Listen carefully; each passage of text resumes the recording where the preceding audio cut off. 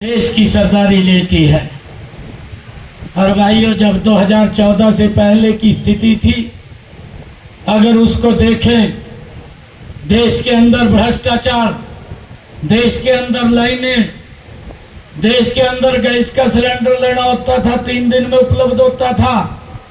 अब गर्मी का मौसम है, इस टाइम तो भाई बिजली देखने को भी नहीं मिलती थी।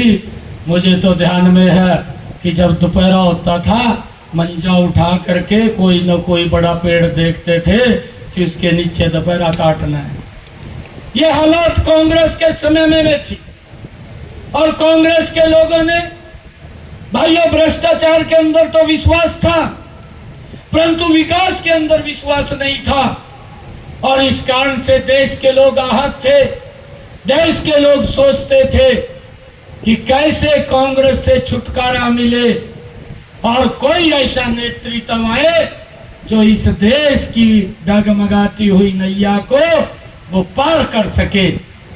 और भाइयों, आप लोगों ने 2014 में नरेंद्र मोदी जी के ऊपर विश्वास किया। मुझे ये बताते हुए आप लोगों के बीच में ये बड़ी खुशी भी हो रही है। आदरणीय रामविलास जी बोल रहे थे कि कांग्रेस को राम नाम सत्य बोलना है, ये कहना है, और आज उस दिशा के अंदर जा भी रहे। रामविलास जी की बात वो सत्य हो रही है। 2014 में मैं देख रहा था, भारतीय जनता पार्टी एनडीए भाइयों 543 सीटों के ऊपर चुनाव लड़ा। कांग्रेस पार्टी 464 सीटों पर चुनाव लड़ी। जब 2019 का चुनाव आया, भारतीय जनता पार्टी आप सबके आशीर्वाद से 543 सीटों पर चुनाव लड़ी।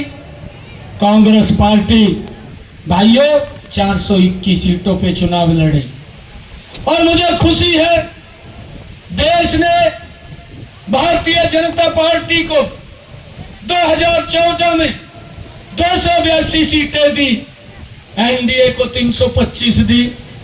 जब 2019 का चुनाव आया तो भारतीय जनता पार्टी को 5 साल के बाद आप लोगों ने 303 सीटें दी और एनडीए को 353 सीटें देने का काम किया है।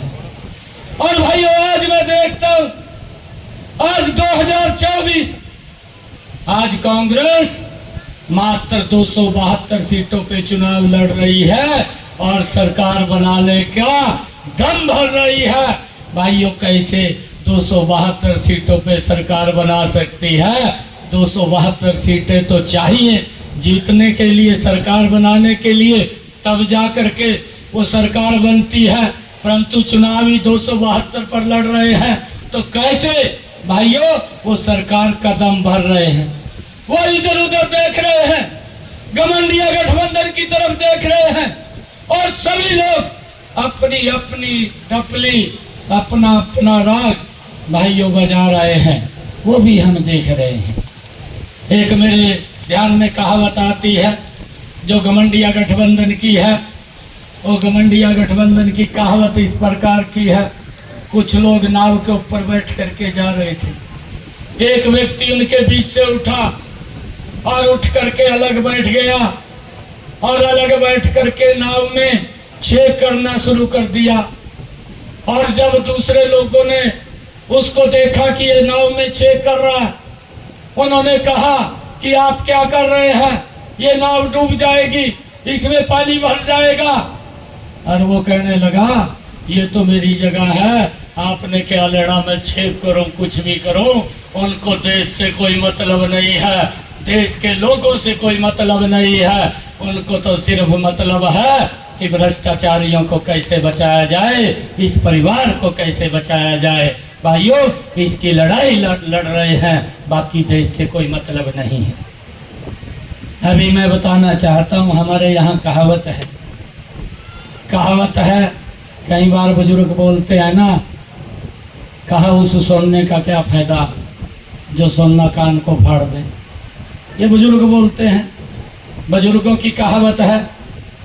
भाइयों, रामविलास जी कह रहे थे, हमारे ब्रह्मचारी जी हमारे भी मित्र हैं, परंतु ऐसी पार्टी के अंदर चिपट गए जिसने देश को लूटने का काम कर रही है, जो देश के अंदर दंगे कराने का काम करती है, उसका इतिहास हमारे सामने है।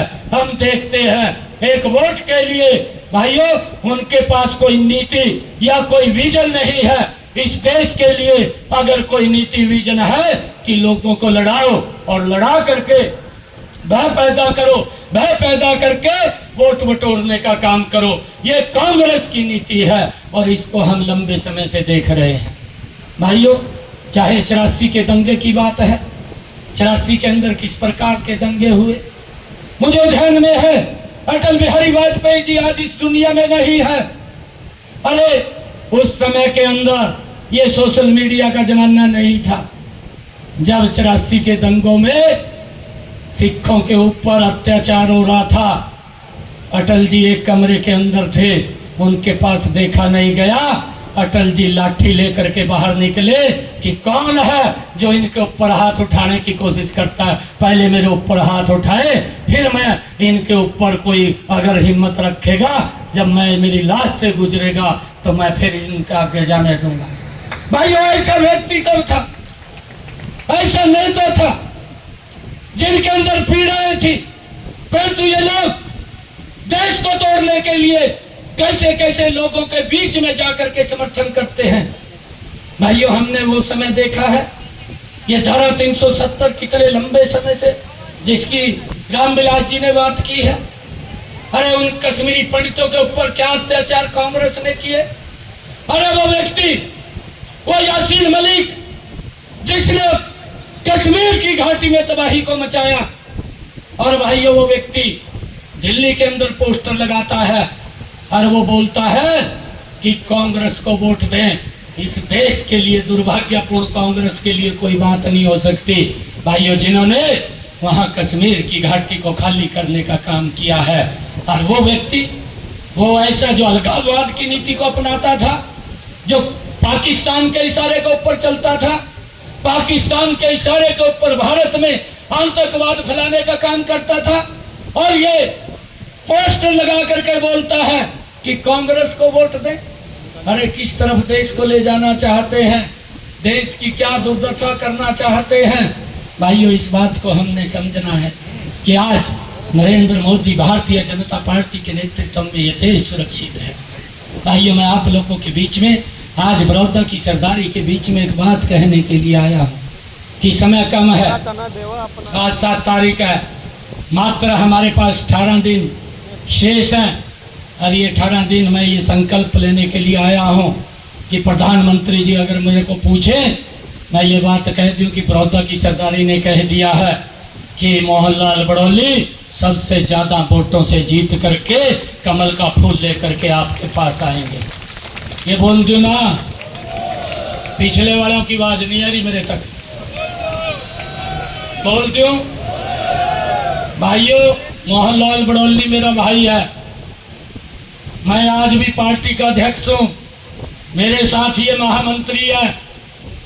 भाइयों, मैं आप लोगों को आज विश्वास दे करके जा रहा हूँ कि बड़ौदा के लिए कोई भी काम होगा, आपका बेटा, आपका भाई चंडीगढ़ में बैठा है, कभी भी आकर के मिल सकते हैं।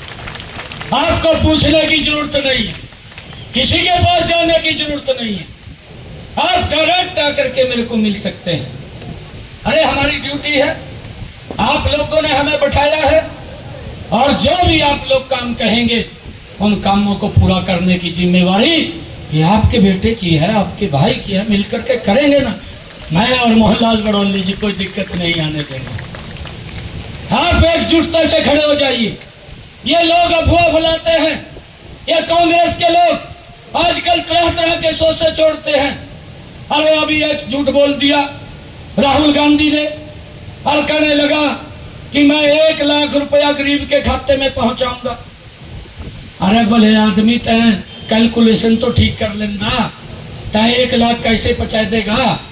पता नहीं वोट लेने का किस प्रकार का षड्यंत्र करते हैं। और उसने बोल दिया, कहा 1 लाख रुपया गरीब के खाते में पहुंचाऊंगा। अरे 48 लाख लोग हैं, 50 लाख करोड़ का बजट है और 46 करोड़ रुपए का बजट है, उसके लिए 50 लाख करोड़ रुपया बनता है। अरे कहां से देगा ये कहां से देगा? इसकी कैलकुलेशन ठीक नहीं है, झूठ बोलते हैं। अभी मैं राजस्थान के अंदर था, चुनावों के अंदर, आप सब लोग भी शायद वहां कहीं ना कहीं आपके पास बात आई होगी। जब मैं राजस्थान के चुनाव के अंदर गया तो वहां के लोग मुझे कहने लगे कि चुनाव चल रहा था, ये पिछले चुनाव की बात है कि अंत समय के ऊपर राहुल गांधी मंच के ऊपर